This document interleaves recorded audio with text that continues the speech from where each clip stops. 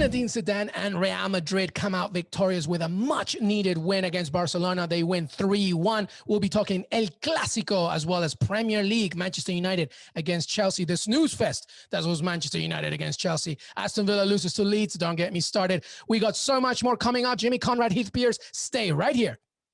It's the weekend recap. Welcome to Golazo podcast. And I got my brothers here, Heath, Pearce, and Jimmy Conrad, ready to bring you all the action. Heath, Jimmy, let's go with Jimmy first. How are you, bud? I'm doing great, but I'm freezing in my own house, so I had to put on a jacket. Hope that doesn't insult anybody. Well, East Coasters are going to be very offended here with the coldness that LA or the West Coast brings. Heath, I take it you're having the same dilemma? Yeah, we got clouds here, so I threw a sweater on, just trying to make sure I'm staying warm, putting it out there. I'm good, though. I'm good. Life's good. Get the bat sign out. It's cloudy in LA. Exactly. Right, we're suffering. We're suffering here. Yeah. We're suffering. Stop rubbing it in our faces. It's under 70 degrees here. Before we get that West Coast East Coast rivalry livened up again in this, let's get going. El Clasico, Barcelona, Real Madrid, and Real Madrid, as everybody mentioned in this pod, mentioned last week, with a much-needed victory, 3-1. Fede Valverde opened the scoring, canceled out by Ansu Fati, making it 1-0 at halftime. And then Sergio Ramos with the penalty. We will talk about that, I promise. And then it all finished up with Luka Modric making it 3-1. A much-needed victory, regardless of what we think about the game itself. Jimmy, first off, from a betting standard and then into your analysis, how did you do there? I didn't do well. I had the draw. I actually felt pretty good after 10 minutes. It was 1-1. Some early goals that I didn't think were going to be.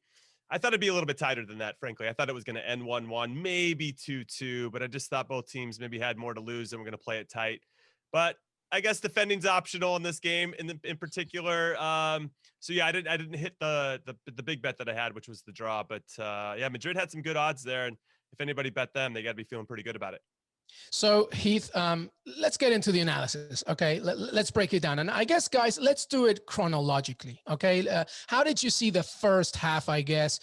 Fede Valverde, Real Madrid opened the scoring less than under 10 minutes, and then Ansu Fati, a great ball from Messi that led Jordi Alba to make it the ball. How did you see the first half? I thought the first half was good. I thought Barcelona were good in the first half. I thought that they were actually well organized. It was actually great to see Sergiño Dest get his sort of El Clasico debut, the first American to ever play in that matchup. And I thought he did well throughout the game. But first half, I thought Barcelona were much better than in the second half. Real Madrid, obviously, great to come off for a start like that at the Camp Nou. It's a completely different atmosphere, completely different circumstances. So I'm not sure if I count this as much. But these are two teams that hate each other. And one thing that I wanted to note real quick is after the game, and I know we're going this chronologically, so this is not good by me, but Sergio Ramos had said, I've been here for 16 seasons, and I know a crisis for Real Madrid happens after just 2 games. Our goals don't change. And I found that really interesting, right? We'd been talking about this the last couple of weeks around, do they need signings? Is their form going to change? Are they going to bounce back? Is there a crisis happening right there right now? And they know that crisis happens after 2 games, and they were able to get this, which I think can be a huge confidence builder for the team moving forward. But yeah, first half was good from especially from Barcelona, who ended up obviously losing. So Fede Valverde scores it, Jimmy. Ansu Fati makes it 1-0. Aside from all the statistics that he's already, put together, youngest scorer in La Liga, youngest scorer in Champions League, now becomes the youngest scorer in El Clasico. We cut to the break, and then the second half kind of trying to find itself a rhythm, I guess, going back and forth. And then the 63rd minute, I know you have some thoughts. Lenglet, well, first of all, VAR intervenes with a possible infraction in the box. Lenglet appearing to hold his shirt. He is holding his shirt. Obviously, it's an Oscar-worthy performance of a dive from Sergio Ramos, but the penalty's given, makes it 2-1. Let's stay in that moment. Jimmy, how did you see it? What are your thoughts? Listen, I'm ready to explode on this game in general. I would say that Sergio Ramos is a master of the dark arts, okay? And I think we all appreciate and respect him for that. He's become so good at that, and that's part of what makes him a winner, right? He'll do whatever it takes to get a result, and he doesn't apologize for it. Yeah, you want me to arm bar Mo Salah to Champions League final? No problem, as long as we win. You want me to act like I got, had my neck torn off when my shirt was tugged? Yeah, that's the thing. I get it. I get that there's some nuance there and that VAR is going to look at it. And yes, there was a shirt pull. Heath can speak to this as well as a former center back, whether we're on the attacking side of the ball or defending. Tugging and pulling is part of every single play on a set piece. I think it's the same in the NFL. You could call holding on every single play in the NFL. You can call these same ticky-tack types of plays or the tugs and pulls on set pieces in the beautiful game. That's what's frustrating to me, and I wish that it's just unfair, I think, that a game of this magnitude was decided on a call like that. Heath? Sorry, go ahead. Keep going. Go ahead, Heath. Go ahead. Yeah, I would agree. I think obviously the shirt pull is there, but if you went back and rewound every set piece, there's pulling, there's tugging, there's things like that. No shirt pull has ever led to somebody flailing or getting knocked over or hit by a train in the way that Sergio Ramos. He went down earlier in the match too, trying to draw a penalty. So that to me is one where, look, letter of the law, yeah, I get it. You go back and you look at it and you're like, okay, there's obviously, hand away from the body pulls on him. But again, that just changes the kind of game that you have to play now, where everything in the box, you have to review everything. You have to review every single set piece because somebody's getting pulled, somebody's getting pushed, somebody's getting kicked or held or something like that. That is penalty worthy by the letter of the law. So let me just, before I give my thoughts on it, let's finish off the game. The penalty is given. Sergio Ramos scores it. It's 2-1. And I guess many could say, especially Barcelona fans, that obviously the fluidity of the game, the rhythm of the game, I guess the momentum of the game started to, head even more Real Madrid's way. Barcelona was chasing the game. And then Luka Modric finishes it off with 3-1. And Real Madrid, for the first time since 2007, win a Clasico in which they are defending champions. Much needed victory. Let's go back, Jimmy. Wait, I have to jump in because the fact that Sergio Ramos made it 2-1 in the 63rd minute, and it took Ronald Koeman, the manager of Barcelona, 20 more minutes to make any subs is ridiculous to me. And you get more subs. You get more subs. Dude, 82nd minute, he makes subs. What is Griezmann and those guys, Dembele, Trincao, what are they going to do in 10 minutes? I mean, that you're going to really have them salvage a game. And then they come on, the Braithwaite comes on 5 minutes after that. And then Luka Modric scores, right? Because now everybody's all over the place. They're trying to put in as many people forward. Their team shapes all over the play. I have big problems with Koeman in this one. Yeah, he can blame VAR and he can blame all this other crap. But I would start with the starting lineup. He goes with Pedri, who 17 years old, like Ansu Fati, fine. He's established himself. I know you're pissed off at Griezmann, but the guy knows how to play in big games. He's a World Cup winner. He's done it for Atleti, Real Sociedad, and obviously France and other games too.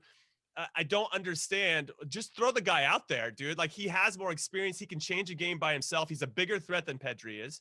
Pedri's not ready for that. He's a guy that could come off the bench. But again, even that aside, the fact that you'd wait until the 82nd minute to make subs is absolutely ridiculous, and he should be held accountable for that. Heath, anything to add? No, I agree. I think when you look at the bench, they don't have a traditional striker. Braithwaite's their only real striker that can play up top. It would be good to have another dynamic like that you bring on in a situation like that can hold the ball and kind of help you get back into a rhythm again. But again, I find it unacceptable to wait that long. Even the broadcasters, everything, like most of that story was about, hey, you have all of this attacking talent. You have Griezmann on the bench. Just put him in. Don't make it personal. This is about Real Madrid versus Barcelona. Put him in and let him be the game changer he can be. And if he isn't, then hold him accountable for that. Yeah. Let me just say my thoughts. First of all, let's stick to this point about the decision. I'm 100 million% in agreement here. I actually tweeted it straight away. The biggest issue with Barcelona as the game continued, even after the penalty, even afterward, was that Real Madrid was clearly seeing that there was only a plan A at this point. And if you're not going to introduce, as Jimmy said, somebody like Antoine Griezmann, who despite how annoyed he might be or how perfect his game might not have been previous to this, it doesn't matter. What you needed way earlier, specifically at that point, was a more direct threat against goal, because clearly Koeman's intentions throughout the game were two. One was for Sergio Busquets and De Jong to control the midfield, not do anything crazy, not do anything silly, just control it. Two, for Pedri and Serginho Dest to really just maintain Vinicius Jr. Fine, you did that. But what happens when you're down?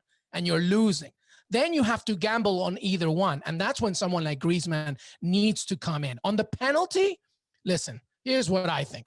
Was it soft? Absolutely. Does it happen all the time? 1,000%.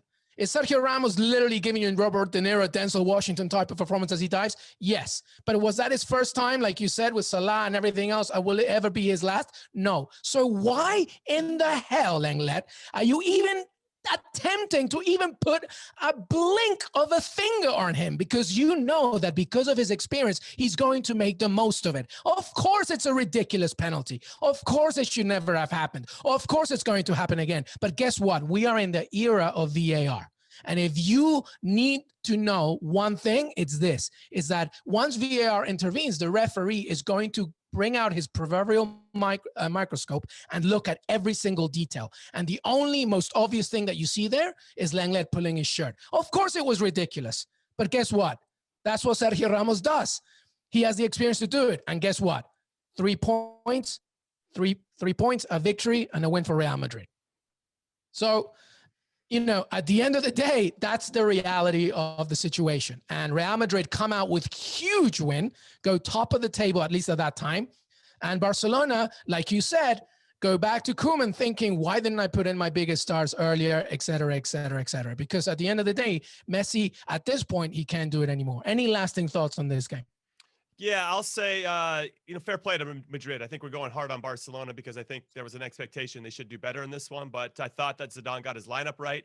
And when Nacho went at it right back to put Lucas Vazquez there and to think that he could hold down that spot was pretty impressive. And Lucas was pretty good. So I'm excited to see how that looks moving forward. I thought starting Fede Valverde, who's got a little bit more energy, despite him scoring a fantastic goal, by the way, I thought was a stroke of genius. He had a lot of good energy, and I thought he was doing well. On the Barcelona side, though, to take one more shot at them, just overall, I'm curious as to the future of Piqué and Busquets. They're clearly slowing down. They're not the same players they used to be, and that's fine, right? That's just part of the evolution of a player. It's not a knock on them. That's just part of it. I don't know what happens moving forward because Umtiti, I don't even know if that guy's still alive. I don't even know what's happening with him. De Jong's been good, but like, at what point do you start to transition into different guys in those positions? Because I think at some point, they're going to start to be more like Marcelo is for Real Madrid, more of a problem than problem solvers, let's say. Yeah. Well, as we speak, as we are taping right now, Real Sociedad is still number one because they're leading Huesca 1-0. That might change by the end of taping, but regardless, 3 points and a win in El Clásico. All right, moving on. A lot of action, of course, outside of just El Clásico and Spain. Let's talk about Premier League. We're not even going to begin with Manchester United, Chelsea, because I could just tell you, I don't know, a really boring essay on quantum physics, and that might get you more exciting. But let's talk about, the defending champions, Liverpool. Sheffield United, they beat them 2-1. Sheffield United actually opened the scoring. Sander Berge with a 13-minute penalty. We can talk about that as well in a second. Roberto Firmino equalized in the 44th minute, making it 1-0, and it was pretty tight for a while. And then Diogo Jota, the new player from Wolves, comes in and scores a vital winner, giving 3 points for Liverpool. Jimmy, how do you see this from a betting standard and any analysis to add to it?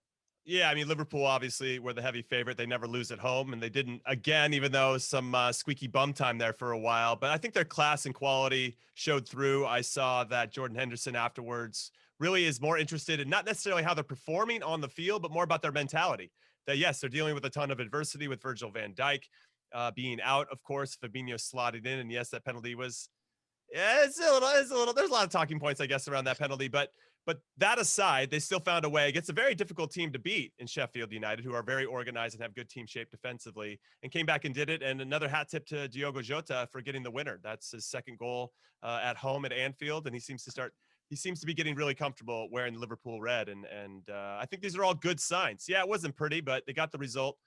And there are some, though, I will say that I really like Andy Robertson and Mo Salah. Sometimes that break, right? I know the COVID break, the lockdown, some players took advantage of it and some didn't. Some players, and I think Liverpool will really benefit from this moving forward, they needed that break. They've been playing for, 3 years straight? So for them to just have this mandatory break where they just know you can't go anywhere, you can't do anything, you got to relax and chill out, I think really benefited a few players. And I think Andy Robertson and Mo Salah in particular have just looked really close to like that peak Mo Salah and Andy Robertson that we've seen in the past. Yeah, and Heath, a good thing too in this game was that Alisson came back, so adding a little bit more strength there. And it's a second win of the week where even though Liverpool were not exactly formidable, they came out with a win. What are your thoughts overall just on Liverpool's sort of campaign right now? I'm actually, and I would love to get your guys' opinion on this. Diego Jota. Did you expect him when he went to Liverpool, and obviously this is old news? Do you expect him to have an instant impact? Because he was like, even in Europa League at times he was on the bench and stuff like that, and he's come over and he's almost like the perfect signing.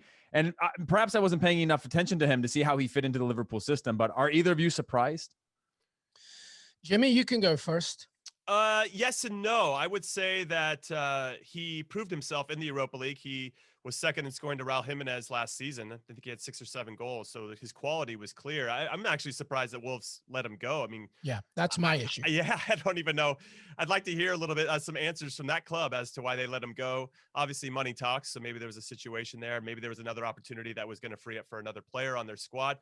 But he's got qualities, and I think because he had that, as you say, Heath, that mentality of coming off the bench for Wolves, that's actually the perfect spot for him to be comfortable with Liverpool, because he wasn't going to start regularly, especially behind Salah and Mane. But he slotted into the middle of midfield behind those 3 this time around. They put him in a different position, and I thought he did well. And he showed it. Anytime he comes on, he's a breath of fresh air. That's what I wanted to say. Yeah.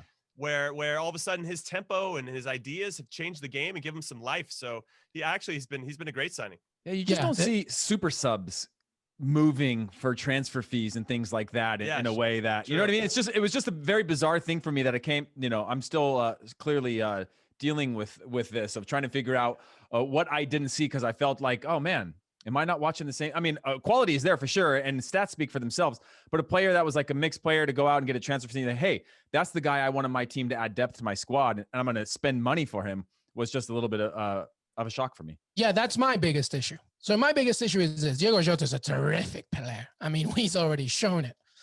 So, part of it is what Jimmy just said, which is like, I'm not really sure why Wolves even let him go.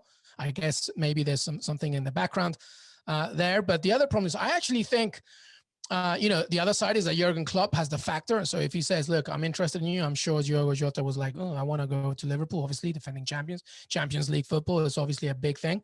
But I think Liverpool need other tools here. I think that was the least of their necessities, actually. Like, look, obviously nobody could predict what happened to Van Dijk, but defensively, especially like what happens if something happens to Jordan Henderson, if James Milner continues to, just be like this impact sub, but not really an impact sub, just like somebody that can solidify. There were so many things that Liverpool needed. Having said all that, he grabbed a winner for Liverpool this past weekend, 3 points, and that's the most important thing. Let's move on. Let's talk about some other games. We got to touch on Manchester United, Chelsea, I guess. My God, the most exciting thing for me was just watching Edinson Cavani jump up and down and getting ready to enter the pitch. It was 0-0. I mean, United had plenty more shots, 14 shots, 4 on target to Chelsea 6, only 1 on target. Pretty even on possession, but it was a 0-0. It was rainy, it was dreary, and so was kind of the performance from both sides. Obviously, some tools missing from United's point of view, but really, not much to talk about. Jimmy, what are some thoughts from this game? For me in particular, it's this emphasis on defending and getting numbers back behind the ball for Chelsea. They were up 3-0 against Southampton last week, and they gave up 3 goals. And I think it's clear that Frank Lampard's like, listen, we got to figure out the defending side of it. We just can't leak so many goals. And I think that's been such a strong emphasis on that. They did it against Sevilla midweek in the Champions League, and now against Manchester United. I mean, he ultimately went with a back 5. You got Reece James, Azpilicueta, Thiago Silva, Kurt Zouma, and Ben Chilwell. And then you have N'Golo Kante, arguably the best CDM in the world, and Jorginho. I mean, you got a block of 7 guys. Of course, they only got 1 shot on goal. You can't expect Pulisic and Timo Werner and Kai Havertz to manipulate and try to find space with also a Manchester United team that's trying to tighten things up in the back. So 0-0 actually wasn't that surprising of a result. I just wonder now where Frank Lampard's going to find that balance. Like, what's going to give? For me, I would lose a double pivot. Like, I didn't think Jorginho was ever going to be in the team. I just didn't think he fit. He was a Maurizio Sarri guy, not a Frank Lampard guy. He was sitting on the bench when Frank Lampard first came in. And then all of a sudden I thought, oh, they're going to sell this guy. Now he's wearing the captain's armband. Like, I don't get it. You know, and obviously N'Golo Kante has a lot of quality, and he didn't go to Inter Milan. Maybe he should have, because maybe free him from this situation a little bit. I think if Chelsea loses that double pivot, then they can bring on somebody else in the middle of midfield. Maybe it's a Kovacic, who's more of a possession-based guy, but can help him transition. Or they can put Kai Havertz, which is what I think they should do, under Timo Werner, because that's when he had a lot of success at Bayer Leverkusen. And then you can throw on another winger and maybe find some more time. Or you could have Timo Werner play underneath Tammy Abraham. I just think you can use all these attacking options at your disposal, but you have to free up somewhere. I don't know where that is, but for me, the double pivot makes the most sense. Well, look, you have all these players, you have all this talent, all this genius, and look, one shot on target. Like, are you kidding me? Are you kidding me? Like, come on. There is so much, options here for Frank Lampard, and it's absolutely and it's not like Manchester United is suddenly this tremendously difficult team to break down. What are you talking about? Harry Maguire and Victor Lindelof? Oh, Harry Maguire. They are so intimidating as a center back pairing. I will say that it was great to see Cavani come on. It's like 200 something days since his last match, and Pogba as well. They brought a different element when they put him on. But the United literally look like a team that you go back to the Ferguson era of just actually at times really boring to watch and not that exciting, but like kind of efficient in that way. But on the Chelsea side, again, I think Jimmy's right in that moving Havertz somewhere, because if you looked back when they against West Ham, a lot of individual moments. They have the individual quality. But if you don't have individual moments of brilliance, you have to have more connected play between the team. And right now, there's no connection, right? You play with all these defensive players, then you get up to your front four, and you expect them all to create individual moments of brilliance. They're going to have, and if you're having an off day for all of them, you're expecting one of them to have a world-class moment to create a goal by themselves, ball over the top, touch over the goalkeeper, finish it. Those things don't happen every game. So you need to have that connection between the midfield and the attacking line, and start to work in and rep in the more dynamic movement between the teams, starting to get on the same page with each other. Because right now, it looks like defend to save your life, right? Solidify the defense, and then hope that one of your attacking players has an individual world-class moment. And I don't think that's a recipe for success. I know that it's a fresh group of players that are playing together, new transfer signings, obviously. But again, I just think that they need more time to find a rhythm and connection together. But if you don't have a midfielder that can connect those lines, again, you're just relying on those players to create moments of brilliance. Well, they don't have that much time because, these are all the players that have come in here to do a few things. One is to make sure they have a good campaign in the Champions League. And two is to really go beyond a top four finish, whatever that may be. But we'll see. They have Burnley next, and Manchester United has Arsenal next. So that should be an interesting one. And, sticking around with this weekend of the Premier League, I'll give you some other scores. Crystal Palace beat Fulham 2-1. Fulham continues to look for that first win of the season. Wilfred Zaha, of course, toyed with them for much of the game. Southampton, a very good performance against Everton. A red card there with Digne coming up, but Southampton breaks Everton's unbeaten streak. It seems like right now the narrative for the Premier League is anybody can beat anybody, I guess. West Ham Man City 1-0. Wolves Newcastle 1-0. And yes, we will talk about it right now. Leeds United beats Aston Villa 3-0. Let me just say this, okay? We deserved to lose. All right. Leeds United. Thank you for clarifying that. Absolutely going for blood in this game. It was 0-0 at halftime and pretty even. Leeds United usually doing what it does best, which is like super aggressive on the counter. Jack Harrison, my God. My hat goes off to that kid. He was an average MLS player. So what's happening to the Premier League if this guy's dominating? Exactly, right? MLS. What? No, absolutely amazing.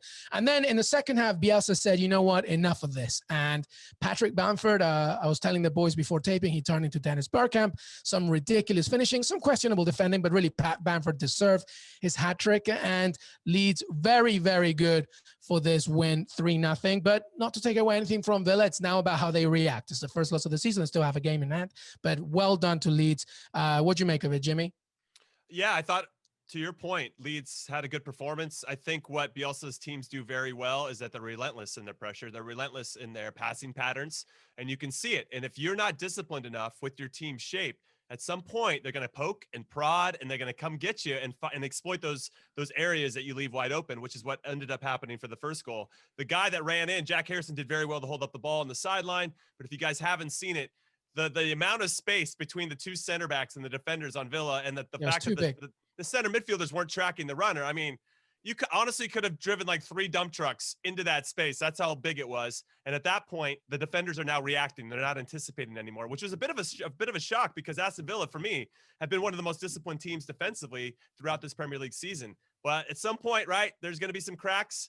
And they got hit by a team that needed that first goal. I feel like whoever scored first was going to go on to win this game, and it just happened to be Leeds.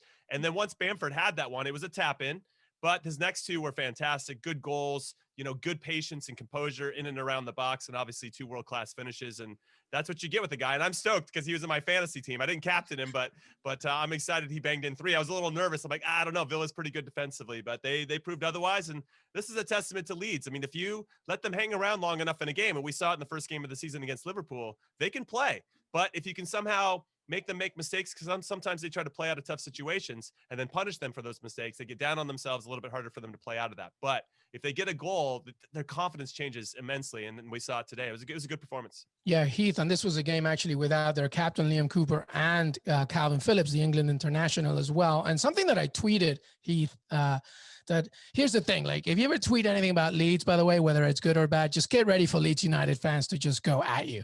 So my basic thing that I said was that Bielsa, his system, though super entertaining and effective, and we love it, it's actually at its core very simple. Go wide, go extremely aggressive on the counter.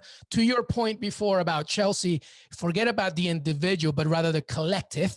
And if all of those things tick the boxes, you are most likely going to come victorious if you take your chances. And people thought that, oh my God, it's way more complicated than that. It's like, it's not actually. It's not more complicated than that. Remember what Leonardo da Vinci said, simplicity is the ultimate sophistication. And Bielsa absolutely proves that every time. If you overcomplicate things in this game, you're going to get in trouble. Exhibit A, Pep Guardiola with Man City against Real Madrid last season, right? You don't overcomplicate. And Bielsa doesn't do that. He just sees the game one way and he wants to play it exactly. And if you don't nullify at least 2 out of those 3 things, you're going to get killed. How much do you like this Leeds United, Heath, when you watch them? I like them a lot, and not to shift the subject at all to because they're really exciting. If you watched them last year in the championship too, same thing, just really, really exciting, high press, relentless, over and over and over again. They had a few cracks along the way, but you could just see that they were just leaning on that league to almost forcing their way in, and not through quality, just through literally relentlessness of pressing. The way that they attack the wings, the way that they're literally just like, we're going to scrap out. We're going to be high energy. And that's always exciting to see. And obviously Jack Harrison fits right into that type of system. But the thing you mentioned earlier about Villa, right? They lose this one. And I see the same thing for Everton, in the sense of, you actually need this type of adversity to have a good season. And you want to have it now because it's going to test you, right? Now you get to say, are we a good team because we're in form, or are we actually a good team this season? Right? You can ride the wave of some luck and success. And you see with City right now, when City's in form in normal seasons, they'll find a result. They had chances at the end of their game, but they have the quality that are going to kind of get them out of that mess. But when you look at Everton, they have the quality, but do they have the confidence and belief that they can be a top team? Villa, same thing. They have the quality to be a top 6 team this year, but they're being tested now. And it's good to be tested now because you actually get to go through those motions of, oh man, we're not that good. We're not bulletproof. We're going through some challenges right now. How are we going to figure this out? Both individual players are having to deal with those kind of swings of confidence. And then as a collective team where you go, oh man, so we don't just come out every game and we play and we win. That's not how this works because you're in form. Things are, the kind of 51% where the ball bounces your way. You get a couple easy goals or late wins, things like that aren't necessarily indicators of how good your team are. These are the points of this. This is that point of the season, 6 games in for most of the teams right now, to really test, are you going to be a competitive team in the top 6 this year?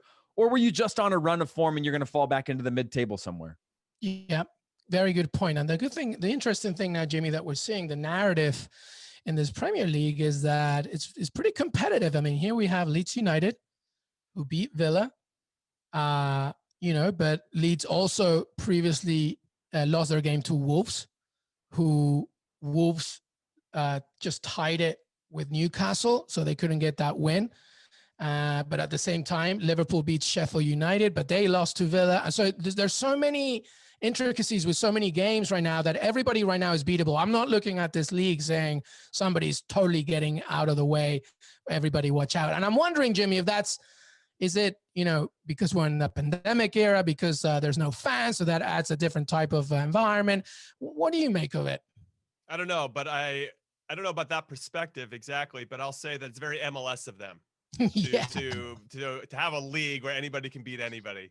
So I appreciate where they're coming from. Now I'm just excited to see when they get the new designated player rule into no relegation. Lots of jokes there. But it is, I'm looking at the table right now while you're talking. It is pretty funny to see Manchester United in 15th, City in 13th, Tottenham in 11th, Arsenal in 10th, Chelsea in 8th. And then you have Everton, who's on top. Villa's in 3rd. Leeds are in 4th. Southampton, I want to give a shout out to them. They've been very good, in 5th. Crystal Palace in 6th. It's fun. It's fun to see that. And I think it opens things up. And I think it's proven that the big teams maybe aren't as scary as they once were. Is that due to no fans? I don't know. I don't think it's as easy or as simple as that. I just think that some teams are just better prepared and ready to go and maybe taking their opportunities a little bit more, maybe taking those games a little bit more serious. I could see a little bit of a drop off if you're a top club and not having all that juice of like being the big club and there's really no vibe around you showing up to an away stadium or even at home. But the other clubs don't care. They're just going to come in and kick your ass. So I appreciate what's happening right now. Yeah, I would say this. One, I think you're seeing with Liverpool, this is, I think, 4 years into a project, right? It's hard to keep that level. You've just lost your captain. I think they'll be fine. They're the only one between United, Arsenal, Man City, that they're looking at the table, right? Everybody's looking, all the big clubs are looking at the table going, oh, this is great. So you mean I just got to win 3 straight, which I'm used to doing on a regular basis, and I can be back in the top 4? I think it's a great scenario for them. I think it's way more exciting for the Premier League that these teams are there. But again, I think COVID is. Did either of you guys see the video that you guys posted last week from Ethan Horvath when he was talking about his match for Club Brugge in the Champions League, and he was emotional about like just how hard it is to be alone right now and how hard it is to go through COVID. It really humanized the experience for some of these guys of just how much is going on within these clubs, right? And we're all going through it in our own homes and our own lives. And then you add that level of playing at a big club. It can be a lot to take in, especially when you're constantly in hotels, in and out of hotels, in and out of matches, things like that. There's a lot of those elements that could be playing into this as well. And just the exhaustion phase of condensed schedules, things like that. And then also you look at Man City, same thing. So many games, so long. And Pep Guardiola tends to burn out himself and burn out players of just that intensity that's needed that many years. I don't know if we're seeing just this 10 degrees of transition happening within the Premier League right now, but I love it. Yeah. I just want to jump in really quick. Yeah, go ahead. I want to jump in, Luis, and just say, and this is to give some context to Heath's thoughts because he just said it. The condensed schedule is a big deal. And the teams that I mentioned that are in the bottom half of the table that we never really see them there, they're playing in Europe. And I think that adds another layer of complexity to the loneliness that Heath is talking about, to the physical exertion, to the mental exhaustion that these guys have to go through, to the pressure to perform, and probably the potential midlife crisis they're going through of why are we actually playing these games and who is it for? Is it for TV money, or is it for is it just to make sure people have an escape from the heaviness of life? I don't know. I mean, sure, a lot of that seeps in. I mean, I don't know how it couldn't, because these guys they're human beings. Human beings indeed. And the mental and physical aspect of all this cannot be ignored. And to finalize the Premier League, 2 more games are tomorrow: Brighton against West Brom, Burnley against Tottenham, and Leicester City beat Arsenal 1-0. Jamie Vardy comes back, scores the winner in the second half. So there you have it. Another added twist. It's funny, because I was reading this tweet from this Arsenal fan, and he was like, Villa drop points, Everton drop points, City drop points, United drop points, Chelsea drop points. Surely we're going to win this one. Never do that. Never do that, my friend. By the way, they're changing that front 3 every single match for Arsenal, right? Yeah. Okay, so Jimmy gets his wish. They put Lacazette back on. Alba's now on the right-hand side. By the way, if Lacazette finished any of his 3 or 4 clear chances, they win. It's the same thing with Raheem Sterling. You need those players in moments like this that are hugely important transitional moments of your season, right? Those 3 points change everything. and I guess every week at these clubs matters, but like this thing that can swing them back into a top 3, top 4 conversation for Arsenal and really change the trajectory of the season or continue their trajectory of the season. You need him to finish. You need Sterling with his half chances or full chances in moments of difficulty where the team is not playing well to have those world-class moments of brilliance. That's what they have to be able to do. Lacazette couldn't do that. Sterling couldn't do that. And you see, points being given up because of it. And the points keep twisting and turning. The results keep twisting and turning. Welcome back. Something we want to bring up, obviously, other leagues, other results going in the way of the people who you would expect. So Bayern Munich got another victory on this past weekend when they beat Eintracht Frankfurt 5-0. Robert Lewandowski, fellas, a hat trick. 10 goals in the league now. It's still October. It's not even Halloween. A proper hat trick too. He scored with his left foot, his right foot, and with his head. So just unbelievable. The guy's unreal. And Leroy Sané makes it 4-0 with Musiala making it 5 at the end. But I really want to just focus on Lewandowski right now. Oh, not Musiala. Come on. He's 17. Okay, Lewandowski it is. Let's go. No. I mean, you can bring him up, but okay. Listen. This man is the best number 9 in the world, correct? Yeah, no question. Yes. Do we see him ever perhaps going somewhere else? Is he completely happy here? Is there a tempting fate? Because when I think about players like this, the best number 9 in the world, clearly your Real Madrids are going to come calling. Clearly, Man City, maybe, these players. What do you make of, first of all, the Bundesliga as a whole, because it's such a great league, but also Lewandowski, just what he is as a number 9. It's very weird for me to say this. Let's begin with you, Heath. To me, it's so weird. I don't care. He doesn't get talked about enough. I think it's very, in terms of just how incredible this person is. Like, I'm talking Ronaldo, Messi stature. Like, I think that's how good he is. What do you think? I agree. I think this is one where the Ballon d'Or being canceled this year is one of the biggest crimes in the history of football, because Lewandowski's deserving of it. I do think he'll get it in 21. I don't think there's any way around that. I think him playing in the Bundesliga, he is truly a complete striker, right? He's not overly athletic. He's not using his pace, but he does have enough pace. But the way he sees the game, the way he reads the game, if you watched his movement on all 3 of his goals, one of them, he's pulling a defender away to create space for himself. Then he's driving across a defender to create space for himself. Just his little tiny movements, when you break it all down, he is a complete striker. And he definitely doesn't get the credit because of the league that he's in, because they win the league every year. Even though, Messi, Ronaldo get their credit when rightfully so in the leagues that they've played in.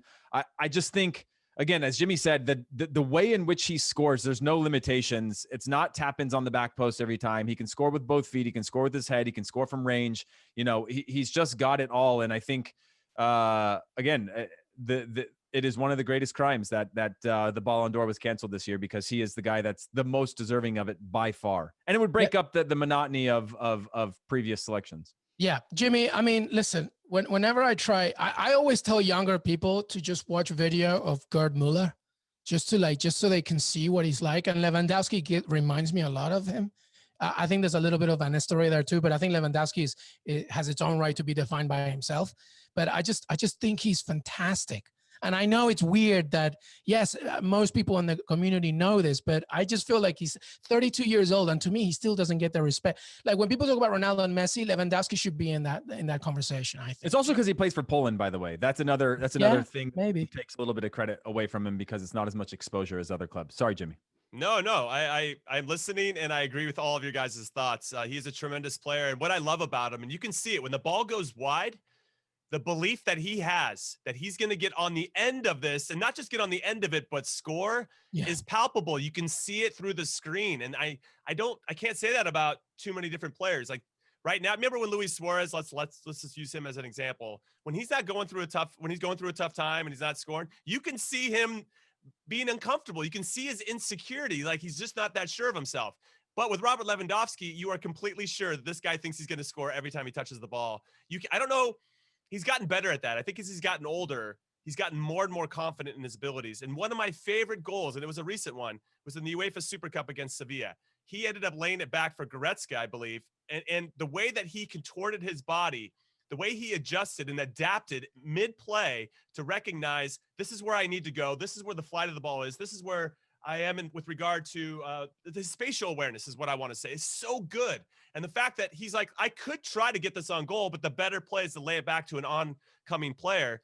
It was like, that's the easiest goal I've ever seen. But Lewandowski does so much work there to make it look easy.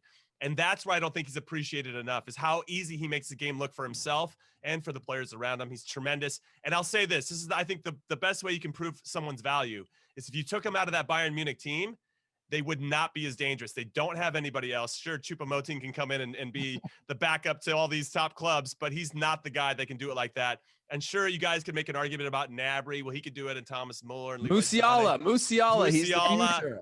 Whoever. But they still are all revolving around the aura that is Robert Lewandowski. And if he's not there to hold the ball up, that Bayern Munich attack is nowhere near the same. And I think that's a testament to his abilities and his quality. In this modern game, the biggest crime when it comes to attackers is that we forget the classic beauty of a proper number 9, and that's Robert Lewandowski, I would say. So yeah, what do you think? Que Golazo Pod, tweet us. Que Golazo Pod. Is Robert Lewandowski, does he deserve to be in that mountain when you talk about Cristiano Ronaldo, Lionel Messi? Is he the best number 9 in the world? If you say no, please stop just following this podcast altogether. But make sure that you follow us and leave a rating and review on Apple Podcasts. All right, guys. So I got a story. Sure. I'm looking around at all the score lines, and obviously we're doing our best to track every single game imaginable here. But what I found was an interesting trend. Atalanta, obviously the hipster team. Everybody wants them to do well. They lost this weekend, Sampdoria. Yeah, they had more possession. Yeah, they had more shots, but they didn't do what was needed to be done. And that's quite surprising. I worry about Atalanta right now because their form's a little uneven and they can't play Michelin every week to get their confidence going. And then I want to say that Sevilla lost this weekend as well. And yeah, they had more possession, and it's to Eibar, a team they should beat, but they didn't, right? And that's an interesting trend for two teams that I think everybody really likes to maybe have a deep run in European competition. So I wanted to throw that out there because I'm paying attention to that. That's what I do. Now, I also want to give a shout out to another team, Philadelphia Union, who not necessarily have their backs against the wall, but they're going to make the playoffs in MLS. They're playing the top team, Toronto FC, and they absolutely crushed them 5-0. And it was such an impressive performance that I actually think that they might be my favorites going into MLS. However, they have been snake bit when they get into playoffs. They've lost 3 Open Cup finals. They don't have too much of a history in the MLS Cup playoffs at all. But there was something about the way they played, that spirit, that I think is necessary, that Atalanta sometimes have, that Sevilla sometimes have. And when you lose that spirit, you kind of wonder where it goes. And that makes me wonder about Toronto FC on the flip side. They're the best team in MLS right now, and they had no answers for just the enthusiasm and energy of the Philadelphia Union. So I just want to give a shout out to Union and their fans, tremendous fans, because that was one hell of a performance. And if they play like that every game, I'm going to be tuning in all the time. It was indeed. I like that thread. Let's do it, Heath. Okay. The first part is Atalanta and Sevilla. I think I have a theory about, I think that Atalanta specifically, when you play under that Gasperini philosophy, there's just no humanly possible way that you can carry on every single time, especially when it's a Champions League week. It just can't. The thing that worries me, however, is that not only are they losing, but they're getting killed on the other side of it. So there's no balance, right? Before this, like you mentioned, like they had, before their Champions League win, they also lost big, right? So in between, in Serie A, they're losing bad. Sevilla, again, I see both Sevilla and Atalanta as tournament teams. No, I'm not saying that they're not good enough to be, of course they are. But what I'm saying is like their mindset is so much better equipped for the sort of do or die type of mentality that a Champions League or even a cup run gives you, that essentially you're going to lose when it comes to marathon-like situation. Philadelphia Union, my God, like huge props to this team, because it wasn't too long ago where they were the laughingstock of the Eastern Conference. And, shout out to everybody involved in the organization, Jim Curtin, of course, my boy Ale Bedoya, like really, really happy for them.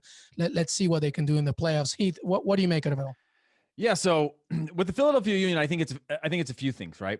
Jim Curtin's outlasted poor performances in the very beginning where we would have seen a coaching carousel, right? And that allowed the Philadelphia Union to build an actual system. And that goes back to Ernie Stewart and where they're at now. I think the other thing with Philadelphia Union is not just the quality that they have on the field, it's that they're getting attention in all the right ways, right? They're getting attention for youth development, right? Which is better than anyone right now. They've had, and all of that's coming to fruition, right? They started a youth academy 10 years ago, a live-in academy called YSC Academy. And now they're seeing the fruition of those players, Mark McKenzie, Brendan Aronson. You're starting to see a philosophy come to life in real time. And so the club is getting all of this recognition when they didn't before, right? It was just there was a lot of negative connotations around it. And then the next tier to that is that those players are getting attention when they didn't before. When you go along the Eastern Seaboard, right, you have DC getting their players getting attention over the years. New York Red Bulls obviously were a shiny toy for quite a bit of time. NYCFC comes into the league, and they were just always in the shadows. And so I think that's a big transition moment. And then on the flip side for Toronto, my only fun fact on that, not a fun fact, but is Jermaine Defoe scored over the weekend for Rangers. Rangers are 6-point clear at the top of the league, scores his 300th goal. Toronto FC obviously making the huge mistake to not extend his deal forever because, he scores for Rangers. They're 6 points clear. We're seeing a little bit of a changing of the guard, hopefully, or at least more competition in the Scottish Premiership. So wanted to point that out as well as my little connective tissue between Toronto FC to what's going on around the rest of the globe. And that, LAFC are played up a man most of the 2-0 up against the Galaxy with a few minutes to go. VAR is just checking right now. But regardless, I mean, Guillermo Barros Queloto's LA Galaxy is dead last in the West. And to the joke and the circus and the thing that I always complain about MLS, and I love MLS. If you follow my work before here, I've reported extensively on it. I love it so much. But the thing that I can't stand it's just that if you don't make it to the playoffs, there's a serious problem with your franchise. Like, it's unbelievable. You have to try to not make it. Especially this year, to be fair. Especially this year. Galaxy are in the playoff conversation. Exactly. The fact that the Galaxy right now, it's still 1-0 to LAFC with 6 minutes to go. We'll see what happens. But regardless, the fact that they're dead last in the West with still a shot of making the playoffs is an absolute joke. It's an absolute joke. Am I wrong? No, I'll say though, in fairness to them, actually I can't. There's nothing in fairness to them, but I'll say they do have a couple games in hand, so they do have a little bit more of a chance to make that happen. I put out a video before MLS started back in January, and I did not like the Chicharito signing. I thought that was another attempt, and I think it's being laid bare now that they're just signing big names so they can move jerseys and keep their name on the tips of people's tongues around the world. And I think Heath can attest to this. Maybe you can too, Luis. When I travel and I say something about MLS, everybody says the Galaxy, right? So they're doing something right on that level, right? You sign David Beckham, you finish, which has almost always been the case, right? Yeah, Zlatan, Robbie Keane, Steven Gerrard, Ashley Cole. Like, you sign all these names. I don't know if they're helping the squads. Maybe Beckham and Keane did to a certain extent, but the other guys haven't. And Zlatan obviously moved the needle in different ways, but he still couldn't get the team to get elevated. For me, why spend that money on Chicharito when your defending is so bad? Your back four is so bad. I was at El Tráfico for the playoffs. It was like a 7-3 game or something. First time there at the Bank Stadium, amazing stadium for LAFC. And I just couldn't believe that the defending I witnessed on both sides of the ball. I could look at Heath right now and be like, dude, we can still play. I've seen it. I've seen the players, and the decisions they make are awful. And so I just don't understand for a team that is as good as the Galaxy want to be, and obviously they're the most successful team. They've won more MLS Cup trophies than anybody else, MLS, and so they could always like kind of lean on that. Why would you not invest any money in that? So yes, Schelotto needs to be held accountable as the manager, but I don't know if he's the one agreeing to signing Chicharito. And then I don't know. I just have some issues with Galaxy. No, it's a very really good bad point. Decision. And they're not alone in that, but they're like number one. And like, we're just going to sign a big name to sign a big name. Doesn't matter where he fits into the team. No, it's a very good point because Heath, at the end of the day, right? Yes, the Galaxy, like Manchester United, like from a European perspective, the brand itself is a seller, but they haven't won MLS Cup since 2014. You know, that's so.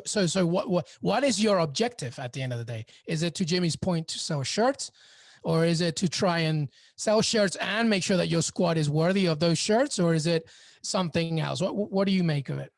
I think it goes beyond just Chicharito, right? I think Chicharito is the type of player that you have to build a system around. And if you're not willing to build that system around him, and I don't even think even then in MLS he was going to be successful at the point of his career now. But there are players like that, Zlatan and whatever, where you have to build a system around him because of their movement, the way that they shift to the game. When I played with Thierry Henry, you had to build a system around him because you didn't know when he was going to track back. You didn't know where he was going to, there were times that he would just kind of drift off and float. If you had any other attacking players like that, you have to build a system that can account for that in transition and the way that you press. You know that your first line of pressure is probably going to get broken every time. You have to build an actual world around them. But the Galaxy's problems, I think, go a layer deeper in terms of their academy development, in terms of their pipeline. Their organization within the structure. We're seeing a lot of turnover right now. In this match alone, they've panned to, I think that it's the AEG president like 6 times in the stands and zoomed in on him to be like, what's going to happen to Schelotto in this game? What's the right type of thing? He moved out the entire staff before. He brought in his own athletic training staff, his own everything, which I do believe with. But then you got to ride for these guys. Go back to the Philadelphia Union, Jim Curtin example. Then give it a 5-year plan. If this is who it is and you're going to let them clean house and take out a lot of the culture and tradition that's been built and expected, that's how you build these types of clubs to last for a lot longer. Is no matter who you are, you come into something bigger than you. You are not bigger than anything when you come in. And you know what the perfect example is to that? Atlanta United and Tata Martino. Because when Tata Martino came in, he didn't just invite his own, bring in his own staff or whatever. He was solely responsible for Miguel Almiron, right? So there was already a direction behind the culture, behind the movement, behind the future, et cetera. And absolutely correct. Full credit to Philadelphia Union for having the patience to just see, so you know what, the fruits of our labor is essentially going to happen. Now, of course, they haven't won MLS Cup, but, obviously they won the tournament earlier today, the bubble tournament, and we'll see what happens at the end of the season. But there is something to be said when you play in a league as young as MLS, that stars aside, the most important thing is a strong house. And if you don't have that, then it becomes a way harder thing, even hard, amazingly, to make the playoffs, which is, LA Galaxy could still make it. At this moment, as we speak, we're reaching the 90th minute. Real quick, is that Portland Timbers won the bubble. Philly lost in the semis. I completely apologize. That's right. But you know what? The Timbers are a great example too. Well, but that's to your point. Like, Philly played so well during that tournament. That's what you remember. I do want to say and add one caveat. I just don't think Philadelphia Union had the budget to go sign a bigger coach. I'm sure they might have wanted to at some point because Jim Curtin wasn't doing well for a few seasons there, but they just were kind of hamstringing their budget for a long time. And now obviously they were relying on the overall vision of Jim and their Curtin. Yes. Exactly. It's a different philosophy now. We're seeing a completely different type of model. Agreed. Right. And that budget, they were bottom three. They're bottom 3 in spending back in the time where they weren't getting results. Right. And they saw a direct correlation. I have a little bit of insider information on this, but they were seeing a direct correlation between spending and whatever. But then they were like, okay, do we have the ability to go out and spend 10, 20 million? Can we be in Atlanta United? No, we cannot. But guess what? We've got this pipeline of players that we've invested in for over a decade, and it's starting to come to fruition, these players. This is who we need to have. And we're going to be a selling club that makes this club more sustainable without having to sacrifice results. Some selling clubs are just about selling, and then every year you have turnover and the teams can't compete. But now their belief is, hey, let's get the best players. We can sell a few, but we want to be competitive in the league as well. And we're starting to see a little bit of that come together, which is cool. Yeah, it's exciting. By the way, I played back when I played with Thierry Henry. I mean, that's a sentence and a half. and then Jimmy tackling Messi. Man, I feel left out here. The best thing I did was a Panenka on my chubby cousin Blas when I was 12 years old. Hey, I'll tell you what. But you know what? It worked out a treat. I had courtside seats to Jimmy tackling Messi. I was front row of that. I love it. I'm just surrounded by royalty, and let it keep coming week by week, baby. I want to thank Jimmy C, Jimmy Conrad, and Heath Pearce for joining me. Don't forget that you can follow us on Golazo Pod on Twitter. Make sure that you drop and leave us a question and leave a rating and review on Apple Podcasts. We'll see you next time when we preview the Champions League, the second week. See you then.